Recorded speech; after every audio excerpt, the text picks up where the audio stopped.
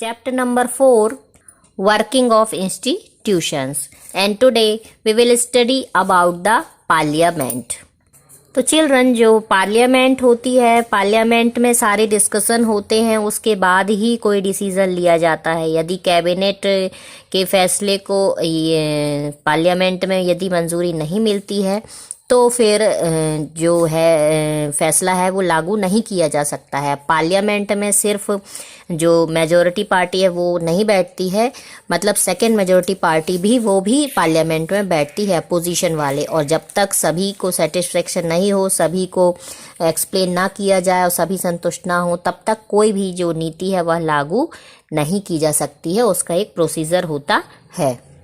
So at first the question is why do we need a parliament. तो अब पहले question ये उठता है कि हमें पार्लियामेंट की जरूरत क्यों होती है।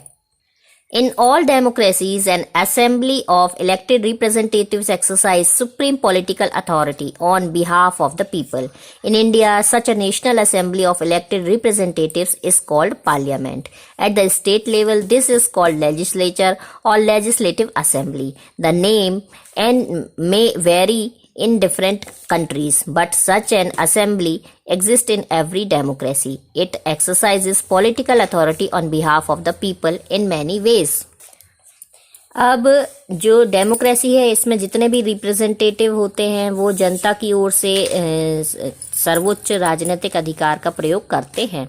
अब भारत में जो रिप्रेजेंटेटिव होते हैं उनको राष्ट्रीय सभा को संसद कहा जाता है। उनकी जो राष्ट्रीय सभा होती है उसको संसद कहा जाता है। राष्ट्रीय स्तर पर इसको, जैसे कि मैंने बताया, लेजिस्लेचर पार्लियामेंट कहा जाता है नेशनल लेवल पर, और स्टेट लेवल पर इसको जो है वो लेजिस्लेचर कहते हैं। अब अलग अलग देशों में इनके नाम अलग अलग जरूर हो सकते हैं, लेकिन हर डेमोक्रेसी में जो रिप्रेजेंटेटिव होते हैं उनकी एक सभा जरूर होती है, और यह जनता की ओर से कई तरह से इनके पास पॉलिटिकल पावर होती है जिसका वो प्रयोग करते हैं।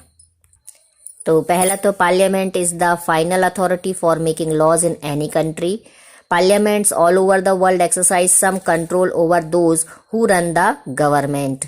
Parliament controls all the money that government have. In most countries, the public money can be spent only when Parliament sanctions it. किसी भी देश में कानून बनाने का सबसे बड़ा अधिकार जो होता है वो पार्लियामेंट को ही होता है, और यह टास्क इतना इम्पोर्टेंट होता है कि इन्हें लेजिस्लेचर इन असेंबलीज को लेजिस्लेचर कहा जाता है।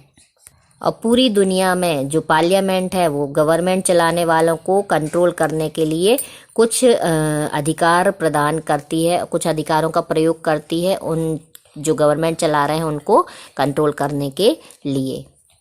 हमारे भारत देश में उसे सीधा और पूर्ण नियंत्रण हासिल है। संसद में जब तक पूर्ण समर्थन की स्थिति नहीं होती है तब तक सरकार चलाने वाले फैसले नहीं कर सकते। जब पूर्ण समर्थन की स्थिति होती है तभी सरकार चलाने वाले फैसले किए जा सकते हैं, और गवर्नमेंट के हर पैसे पर पार्लियामेंट का पूरा कंट्रोल होता है।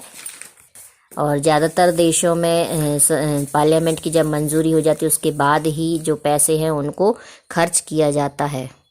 और कोई भी जो मसले हों जो कि सार्वजनिक हों उनके लिए देश की जितनी भी नीतियों पर चर्चा और बहस होती है उसमें संसद ही महत्वपूर्ण होती है। वहीं पर सारे बहसें होती हैं और डिसीजंस लिए जा सकते हैं। वो जो पार्लियामेंट होती है वह किसी भी मामले की इंफॉर्मेशन मांग सकती है। Now, two houses of parliament. In our country, parliament consists of two houses.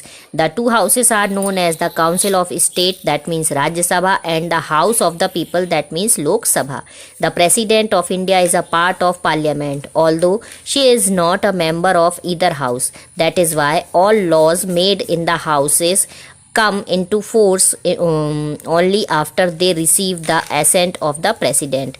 You have read about the Indian Parliament in earlier classes. From the chapter 3, you know how Lok Sabha elections take place. Let us recall some key differences between the composition of these two houses of parliament. Like, what is the total number of members, who elect the members, what is the length of the term, can the house be dissolved or it is permanent, these type of questions. Recall these questions तो जो parliament होती है उसके दो houses होते हैं। चूंकि जो डेमोक्रेसी है ये बहुत बड़ी महत्वपूर्ण भूमिका निभाती है किसी भी डेमोक्रेटिक कंट्री को चलाने में, और इसलिए हमारे देश में पार्लियामेंट के दो हाउसेस हैं। दोनों हाउसेस में एक को राज्यसभा काउंसिल ऑफ स्टेट और दूसरे को लोकसभा हाउस ऑफ पीपल के नाम से जाना जाता है।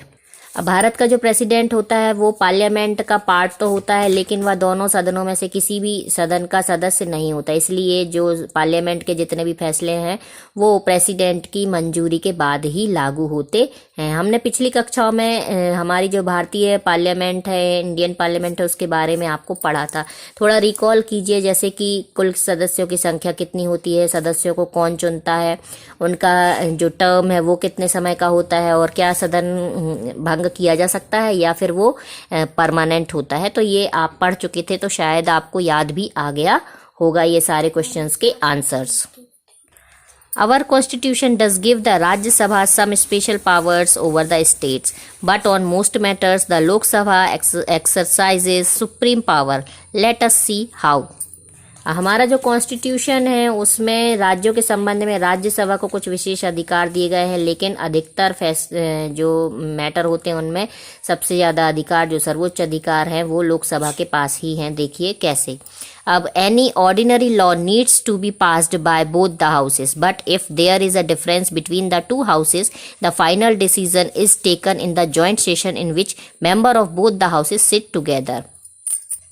Because of the larger number of members, the view of the Lok Sabha is likely to prevail in such a meeting. Lok Sabha exercise more powers in many matters. Once the Lok Sabha passes the budget of the government or any other money related law, the Rajya Sabha cannot reject it. The Rajya Sabha can only delay it by 14 days or suggest changes in it. The Lok Sabha may or may not accept these changes. अब देखिए, जो लोकसभा होती है वह सर्वोच्च अधिकार उसके पास कैसे है। कोई भी सामान्य कानून है, यदि उसे लागू करना है तो दोनों सदनों की ज़रूरत होती है, लेकिन यदि दोनों सदनों के बीच में कोई डिफरेंसेस हैं, कोई मतभेद है, तो जो अंतिम फैसला होता है वह दोनों की जो जॉइंट मीटिंग होती है उसमें होता है। अब जॉइंट मीटिंग जब होती है तो उसमें मेंबर्स की संख्या जिसकी ज़्यादा होगी उसी का फैसला माना जाएगा। तो ऑब्वियसली लोकसभा के मेंबर्स ज़्यादा होते हैं और उसी का फैसला माना जाता है। अब लोकसभा पैसे के मामले में भी अधिक पावरफुल होती है। लोकसभा में जो गवर्नमेंट का जो बजट है या जो पैसे संबंधित कोई भी लॉ है वो पारित हो जाए तो जो राज्यसभा है उसे खारिज नहीं कर सकती। राज्यसभा उसे पारित करने में केवल 14 डेज का डिले कर सकती है और कुछ उसमें सजेशन दे सकती कि इसमें ये सुझाव दे सकती कि इसमें सुधार कीजिए, लेकिन लोकसभा के पास ये अधिकार है कि वो उन चेंजेस को माने, उन सजेशंस को माने या ना माने। Most importantly, the Lok Sabha controls the Council of Ministers. Only a person who enjoys the support of the majority of the members in the Lok Sabha is appointed the Prime Minister. If the majority of the Lok Sabha member say they have no confidence in the Council of Ministers, all ministers including the Prime Minister have to quit. The Rajya Sabha does not have this power. अब सबसे ज़्यादा जो important बात है वह है कि लोकसभा जो है वो काउंसिल ऑफ मिनिस्टर को कंट्रोल करती है। सिर्फ वही व्यक्ति प्रधानमंत्री बन सकता है जिसके पास मेजॉरिटी हो। अगर आधे से अधिक लोकसभा के मेंबर या कह दें कि उन्हें मंत्री परिषद पर विश्वास नहीं है तो प्रधानमंत्री समेत सभी जो मंत्री हैं, मिनिस्टर हैं, उनको पद छोड़ना होगा, लेकिन राज्यसभा को यह अधिकार हासिल नहीं है। So children, here is the given a day in the life of the Lok Sabha. You have to read it by yourself. We will read about the political executive in the next video.